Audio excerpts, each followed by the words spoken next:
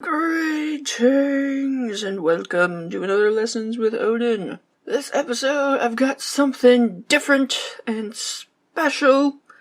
I have compiled a short list of hacks because I am a lazy sumbitch and I hate taking out rows. So I have a few hacks and tips on what I do in order to get around things. Now, disclaimer, your results may vary. Now, I personally haven't had problems using these techniques in my pieces and having things break on me, but I am me and you are you, so take these with a grain of salt. Ultimately, the best option is to tear out and do it again, but that really sucks.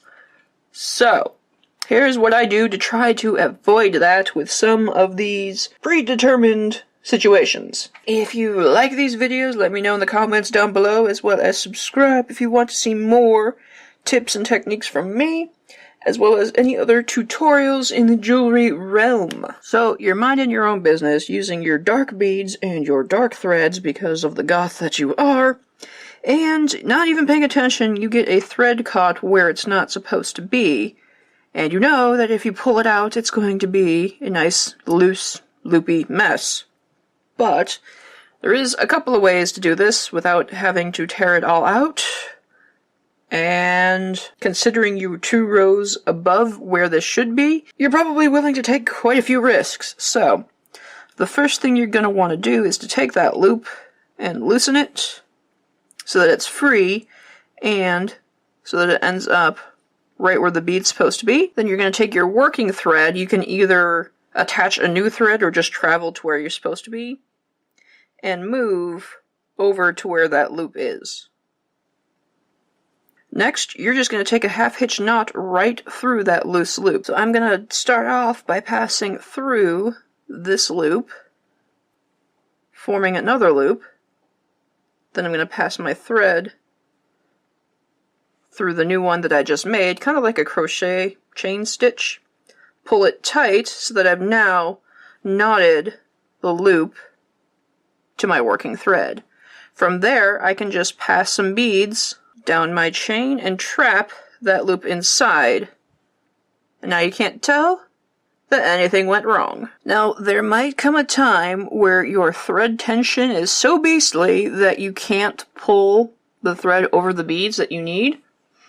So drastic measures must be taken. So I'm going to take my thread and snip it so that I end up with 2 little tassely bits. Then I'm going to take a new thread and just knot around them. I'm going to start this and put this piece down so that no beads will pop out before I'm done working with it. I've got my repair thread here. I'm going to start with the tail and just do an overhand knot by itself and form the smallest loop possible. Then I'm going to take my 2 strands. Then I'm going to take my loop and string it through the 2 loose ends. You might need both hands for this. So I've slipped one on. And you might want to take your needle and kind of pick up the fighting strand so that now I've got both threads threaded through. I'm going to use my left fingers and my right hand and pull tight until I have captured the 2 threads in that knot. You might also want to tie another knot around, just an overhand, through this, just to make sure you have a bigger knot there. And if you're feeling particularly skeptical, you can also add a little dab of glue before you thread through, but as this remains, you're free to pass through the beads on your row and continue. You might have tufts of the threads hanging out, so you can either trim those short or you can put some glue on there and then trim it short just to make sure everything's nice and secure. And if you're feeling really, really lazy and you don't have a lot of thread to work with, you can always just trim it short, or the loop is really too small, or get the loop to be made as small as possible, and you're also sure that you may or may not use these beads in any other projects ever again, you can just glue the threads into the working threads in the bottom, and inadvertently also with you'll attach them to the beads as well. Not really recommended, but it does work. I can't recall any issues that I've had with this method, but just your results may vary. Be cautious and just do what you're comfortable with. So there you are, minding your own business, doing your beady thing, and you've just attached a new thread, or you're following a pattern and you suddenly realize, oh shit, I'm going in the wrong direction. Instead of going right to left, I should be going left to right. Well, there is a cheater's way to help that, and let me show you how. This one is kind of easier with retting a weave and bezels. You can also find similar tactics using herringbone stitch and possibly peyote, if you can dig deep enough and your beads aren't too tight next to each other. But currently I'm going right to left in my stitch, and I want to turn my thread and make sure I'm going left to right. So what I'm going to do is kind of situate myself so that I can transition. And then I am just going to do a half hitch knot so that any previous rows that I've added will not fall off. So I'll just make a loop, dig my needle underneath the threads until I form a loop, pass my needle through the loop, pull tight. Then I'm going to go back through that same exact bead. You might want to add another knot just for security after you've passed through that transition bead, just to maintain your direction. And then, so now you are free to go in the opposite direction. Now my thread is going from left to right. Again, this will kind of vary depending on what stitches you're using and where you are at in a particular row.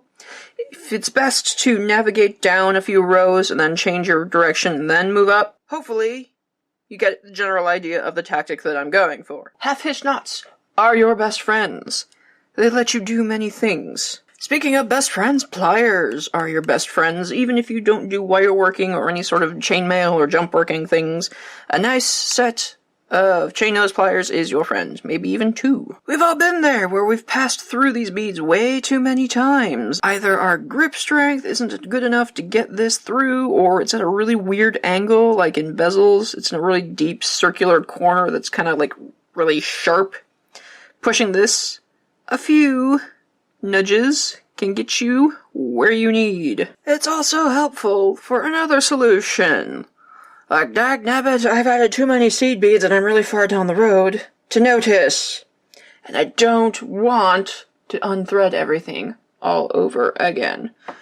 So, trusty pliers got your back. Simply take the offending bead and squish it. Also, be careful of your eyeballs, because I've had shrapnel in my eyeballs before. But now you only have 2 beads. Another thing to be careful of. Glass does tend to get into your hands if you do this. Not into, but if you're not careful and you're not paying attention, it can get into if you brush it the wrong direction. So, eye protection is nice, so is finger protection before you do this. And be very, very careful, especially if you're working with Nymo, because this technique can shred the thread if you don't get the proper tension. So when you're doing this, don't just smash with your Hulk strength. Do a little bit of pressure gently at the time, and then when you feel it start to give, kind of loosen up and go gradually add more pressure until it snaps. And when you are doing this, you're not going to clamp onto the thread itself. So do controlled bursts of energy to get this done. So this next tip isn't really a hack, it's more of a tip. I personally hate clasp shopping and I hate staple finding shopping. I find it boring, I want the shiny beads, and I'm also often too broke to buy fancy clasps that match my pieces. And I go to the big box chain stores and I discover that their clasps are really expensive. Just for some basic lobster clasps, they're like $5 for a pack of, I don't know, 3?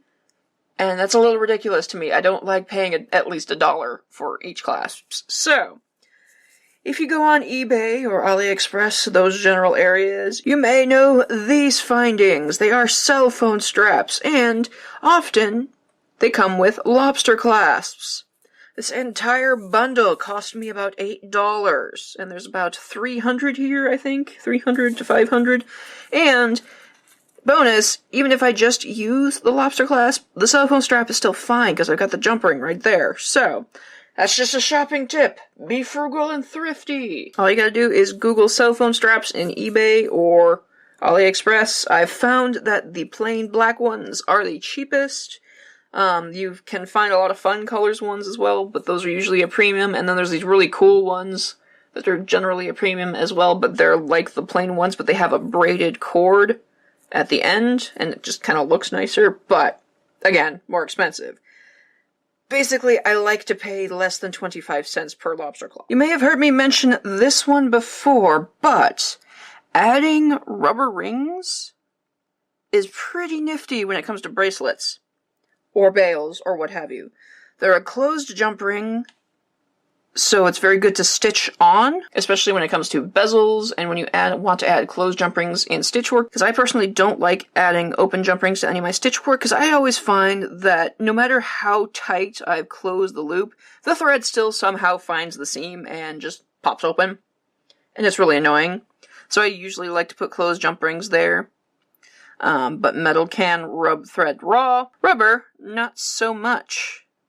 Rubber is pretty damn fantastic. And it's usually hard to buy just one rubber ring, so you're always ending up buying a pack of them, and so you have a bunch of them lying around anyway for that one project, and then you just kind of leave them in your stash not knowing what to do with them.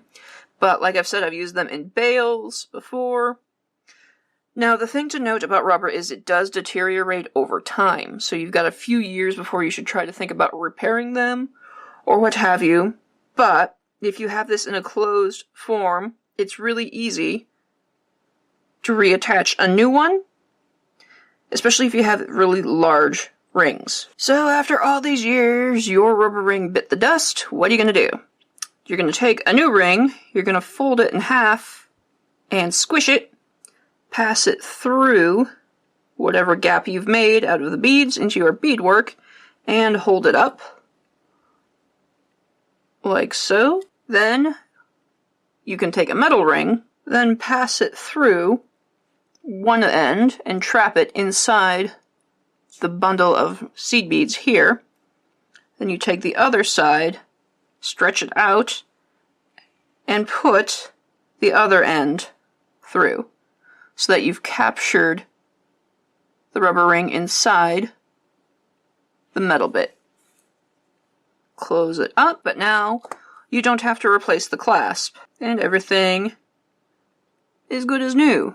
Now you may find that because this one is stretching out so much, this might deteriorate quicker, but you at least know how to fix it when it happens.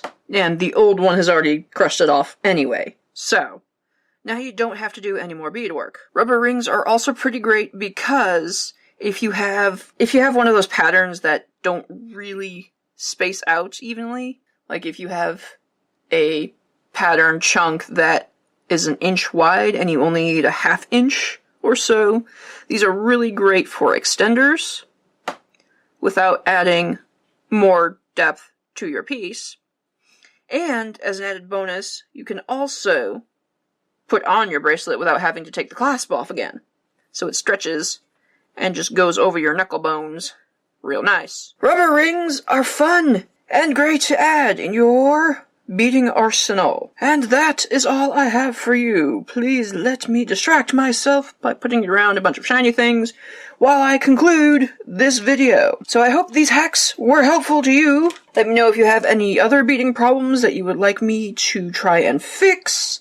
Let me know if you have any hacks and tutorials and things that you would like me to see, or like any other people on the beading channel would like to see.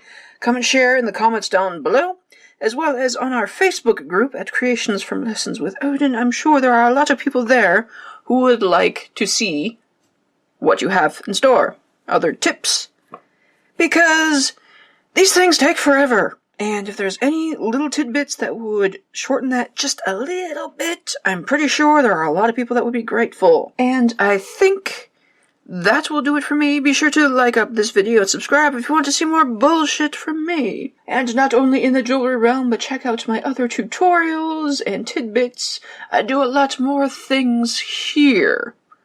Check out my classes on Skillshare, where I do a lot more detailed pieces, such as this fantastic extravagance, which I have just released the first part for, and the next part should be incoming. I also just launched a sci-fi book, so if you're interested in awesome cyberpunk worlds and non-binary protagonists, be sure to check out my links down below, my website, as well as my Amazon author page. Thank you guys so much for joining me, and of course, if there's anything I need to be trying out right now, feel free to let me know down below, and I will see you next time.